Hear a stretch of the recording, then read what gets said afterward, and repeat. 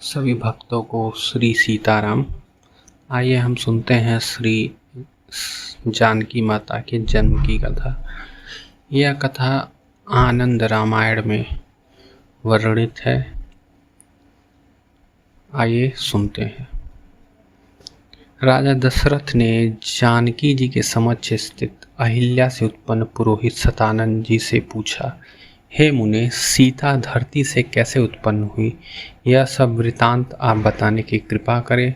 सतानंद जी ने कहा, ठीक है, कहकर राजा दशरथ जी से कहना प्रारंभ किया। सतानंद जी बोले, हे राजन, आपने बहुत अच्छी बात पूछी है, एकाग्रचित होकर सुनिए। प्राचीन काल की बात है। पद्माक्ष नाम से एक राजा थे। उन्होंने लोगों को लक्ष्मी की अभिलाषा रखने वाला देखकर मन में यह विचार किया कि मैं तपस्या के प्रभाव से लक्ष्मी को अपनी पुत्री बनाऊंगा और अपनी गोद में उसे खिलाऊंगा। ऐसा निश्चय करके राजा पद्माक्ष ने महान तप किया। देवी लक्ष्मी जब प्रसन्न होकर उनके सामने उपस्थित हुई तो वे उनसे इस प्रकार बोले, आप मेरी पुत्री बने। इस पर लक्ष्मी जी उनसे बोली, हे राजन, मैं भगवान विष्णु के अधीन हूँ, अतः आप उनसे प्रार्थना करें। यदि वे मुझे आपको सौंपेंगे तो मैं आपकी पुत्री बनूंगी, इसमें तनिक भी संदेह नहीं है। राजा ने उनसे कहा, ऐसा ही होगा। पुनः राजा पद्माक्ष तीव्र तप में संलग्न हो गए। उन्होंने भगवान विष्णु को वर देने के लिए उद्यत बना लिया। उन्हें प्रणाम करके राजा बोले, मुझे आप लक्ष्मी जी को कन्या रूप में प्रदान करें। राजा का इस प्रकार वचन सुनकर भगवान विष्णु ने उन्हें एक उत्तम मातुलुंग का फल दिया और वे अंतर्ध्यान हो गए। राजा ने उस बिजौरा के फलों को तोड़ा तो उसमें उन्होंने स्वर्णिम आभा वाली एक कन्या को देखा। उसे देखकर बड़ी ही अभिलाषापूर्वक राजा पद्माक्ष ने उसे अपनी शुभ कन्या के रूप में माना। पद्माक्ष की पुत्री होने के कारण लोग उसे पद्मा इस नाम से कहने लगे। सभी के मन को आनंदित करने वाली उस रमणीय कन्या को सभी पद्मा नाम से पुकारने लगे। राजा ने जिस बिजौरे के फल को तोड़ा था उसके दोनों टुकड़े स्वतः आपस में जुड़कर पूरा फल बन गया। तब राजपुत्री उस पद्मा ने उस फलों को अपने हाथ में धारण कर लिया। वह बालिका राजा की गोद में शुक्ल पक्ष के चंद्रमा की भांति धीरे धीरे कला बढ़ाने लगी। उसे देखकर राजा के मन में यह चिंता होने लगी कि मैं इस कन्या को किसे सौंपूं, कौन इसके योग्य वर है। तब मंत्रियों ने मंत्रणा करके राजा से उसके विवाह के लिए स्वयंवर रचाया। राजा ने पद्मा के उसी स्वयंवर महोत्सव में यज्ञ का प्रारंभ भी किया। स्वयंवर के लिए तथा यज्ञ में आने के लिए राजा पद्माक्ष ने पत्र भेजकर राजाओं को बुलाया। वे राजा भी अनेक प्रकार के वस्त्राभूषणों तथा अलंकारों से सुसज्जित होकर उस स्वयंवर में आए। पद्मा के स्वयंवर की बात सुनकर मुनीश्वर वहां आए। देवता, गंधर्व, मानव, दानव और इच्छा अनुसार रूप धारण करने वाले पक्षी, पर्वत, नदियां, समुद्र, वृक्ष और यक्ष, किन्नर एवं रावण आदि राक्षस भी उस स्वयंवर में आए। उन सभी को आया हुआ देखकर पद्माक्ष ने उनसे कहा, जो कोई भी आकाश के नीले वर्ण से अपने शरीर को रंग लेगा उसे ही अपनी इस कन्या पद्मा को दूंगा। मेरा इस वचन को सत्य समझना चाहिए। राजा के द्वारा कहे गए इस प्रकार के असंभव से वचन को सुनकर पद्मा के सौंदर्य से व्याकुल हुए वे श्रेष्ठ राजा युद्ध करके इस कन्या को हरण करने के लिए उद्यत हुए। देवताओं सहित उन राजाओं को कन्या के हरण के लिए उद्यत देखकर राजा पद्मनाभ ने उन सभी के साथ रोमांचकारी युद्ध किया। राजा पद्माक्ष के वाणों से पीड़ित होकर देवता और मनुष्य युद्ध से विमुख हो गए, परंतु अंत में दैत्यों ने रण में पद्माक्ष का वध कर दिया। तदंतर वे सभी मिलकर पद्मा को ग्रहण करने के लिए शीघ्रता पूर्वक दौड़े।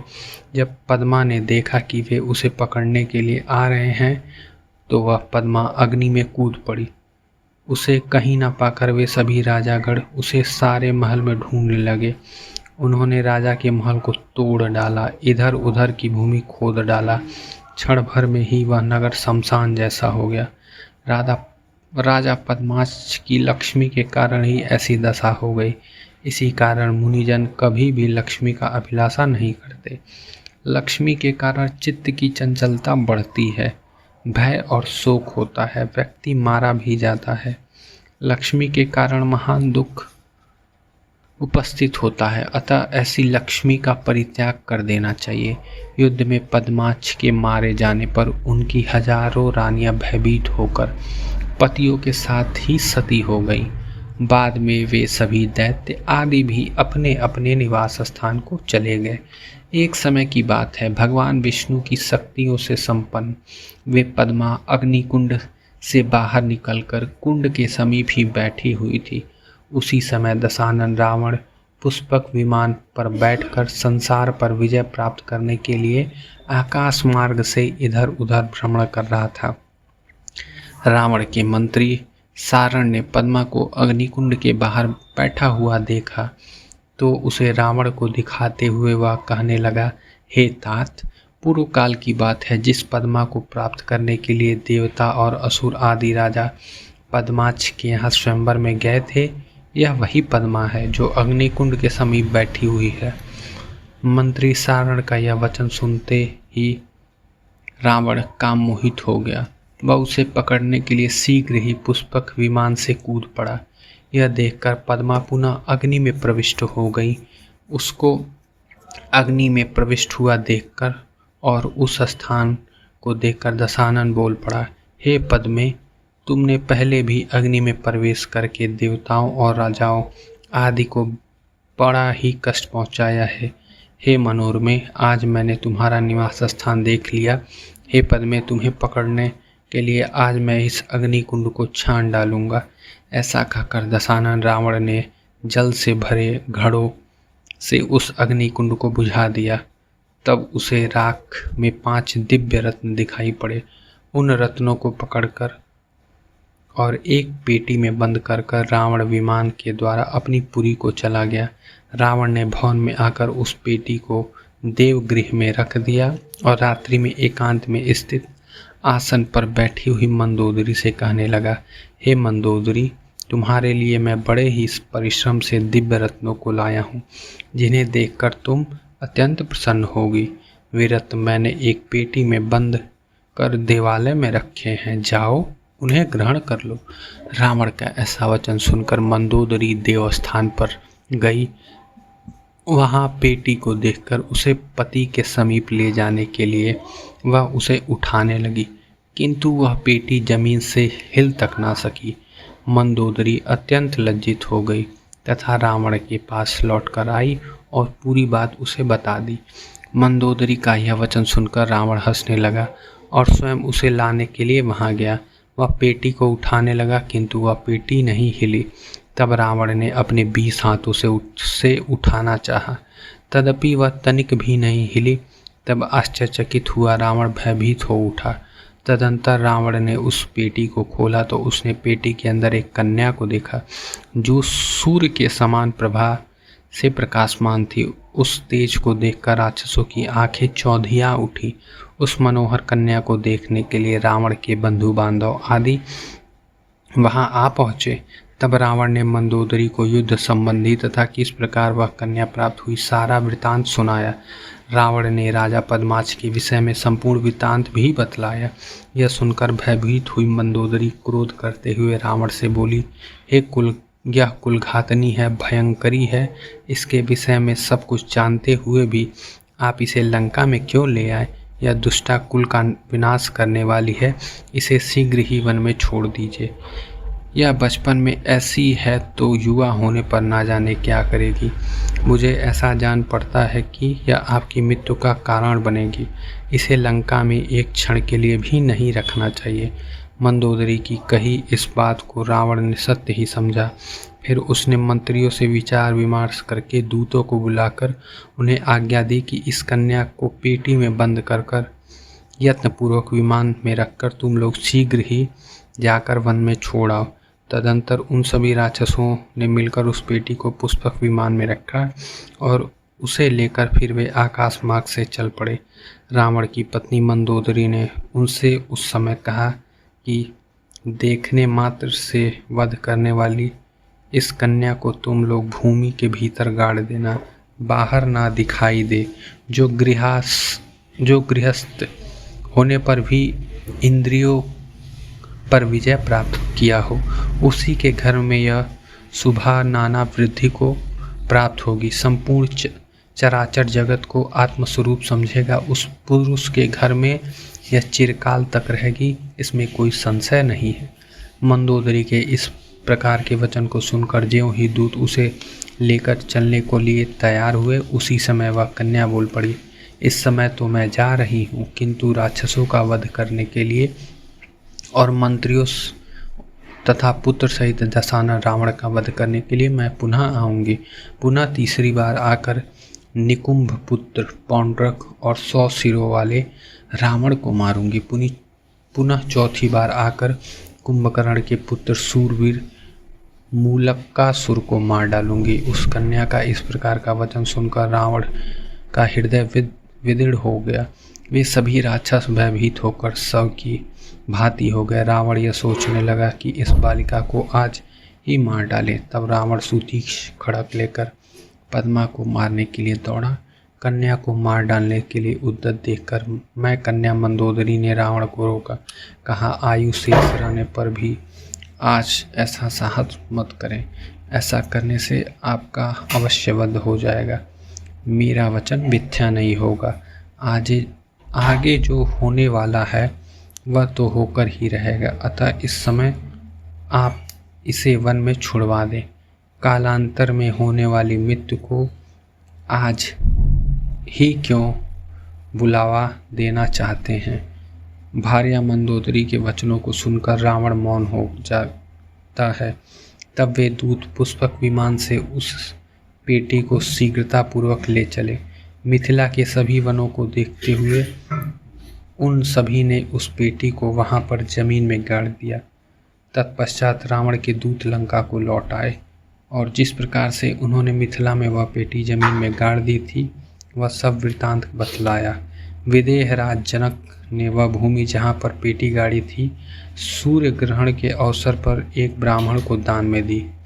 तदंतर ब्राह्मण ने उस भूमि को जुतवाने के लिए विचार किया।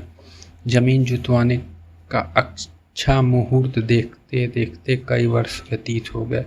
जब शुभ मुहूर्त प्राप्त हुआ तो ब्राह्मणों ने खेती करने के लिए सेवक द्वारा उस भूमि को जुतवाया गया। जुतते समय अग्रभाग यानी फाल से वह पेटिका बाहर निकली। उसे पकड़कर वह व्यक्ति भूमि के स्वामी उस ब्राह्मण के पास चला आया। वह उस पेटी को खजाने का गड़ा धन समझकर बड़ी प्रसन्नता से उस द्विज से बोला, हे द्विज, आपने जिस मुहूर्त में मुझसे खेत जुतवाया वह बड़ा ही शुभ मुहूर्त है। आप महान भाग्यशाली हैं। हल के फाल से निकली हुई इस पेटी को आप ग्रहण करें। इसमें रखे हुए धन से अत्यंत भारी इस पेटी को मैं बड़े प्रयत्न से उठाकर लाया हूँ। तब उन श्रेष्ठ द्विज ने उस पेटी को ग्रहण किया। वे उस पेटी को लेकर राजा जनक जी के दरबार में गए और पेटी को प्रसन्नतापूर्वक उन्हें दे दिया और पेटी प्राप्त होने का सारा समाचार भी उन्हें बता दिया। यह सुनकर राजा जनक जी ने बड़े आदर भाव से उनसे कहा, हे ब्राह्मण, वह भूमि मैंने आपको दान में दे दी। यह पेटी उसी भूमि से प्राप्त हुई है, अतः यह पेटी भी आपकी ही है। विदेहराज जनक जी के वचनों को सुनकर वे ब्राह्मण पुनः बोले, हे राजन, आपने पूर्व काल में मुझे केवल भूमि ही दान में दी है। इस धन से परिपूर्ण पेटी को तो आपने मुझे नहीं दिया था। भूमि के अंदर जो गड़ा धन रहता है वह राजा का ही होता है, इसमें कोई संशय नहीं है। मुझे अधर्म स्पर्श न करे, अतः इस पेटी को आप ही ग्रहण करें। इस प्रकार राजा का उस ब्राह्मण के साथ अत्यधिक विवाद होने लगा। तब सभा में उपस्थित सभासदों ने राजा से कहा, हे राजन, विवाद करने की आवश्यकता नहीं है। पहले इस पेटी को खोलकर तो देखिए कि इसमें क्या है। तब उन श्रेष्ठ राजा ने दूतों के द्वारा उस पेटी को खुलवाया। उस पेटी के अंदर एक कन्या को देखकर राजा अत्यंत विस्मित हो उठे। तदंतर वे ब्राह्मण अपने घर को चले गए और राजा उसे अपने भवन में ले जाकर उसका पालन पोषण करने लगे। उस समय आकाश में देवता बाजे बजाने लगे। राजा तथा उस कन्या के ऊपर पुष्पों की वर्षा होने लगी। गंधर्व गीत गाने लगे, अप्सराएं नृत्य करने लगी। राजा जनक उसे अपनी कन्या समझकर बहुत ही आनंदित हुए। तब उन्होंने ब्राह्मणों द्वारा उस जातक कर्म संस्कार करवाया। ब्राह्मणों को अनेक प्रकार के दान दिए। मातुलुंग फल से प्रकट होने के कारण वह कन्या मातुलुंगी इस नाम से प्रसिद्ध हुई। अग्नि में निवास होने के कारण अग्निगर्भा, रत्नों में निवास करने के कारण संसार में रत्नावली यह नाम पड़ गया। चूंकि वे धरणी से उत्पन्न हुई इसलिए धरणीजा भी उनका नाम हुआ। राजा जनक के द्वारा पालित होने से जानकी यह नाम पड़ा। हल के फाल सीर यानी शीत से निकलने के कारण वह सीता नाम से जानी जाने लगी और पूर्व में राजा पद्माश की कन्या थी, इसलिए पद्मा कहलाई। हे राजन, इस प्रकार से सीता के अनंत नाम हैं। आकाश के समान नील वर्ण के शरीर वाले श्री राम इन जानकी को प्राप्त करके राजा पद्माश की प्रतिज्ञा को सफल बनाया है। मुनि सतानंद जी ने राजा दशरथ से कहा, इस प्रकार आपने जो पूछा वह सब मैंने आपको निवेदित कर दिया। हे राजन, अब आप इन चारों कन्याओं को पुत्र वधुओं के रूप में स्वीकार करें। श्री सीताराम।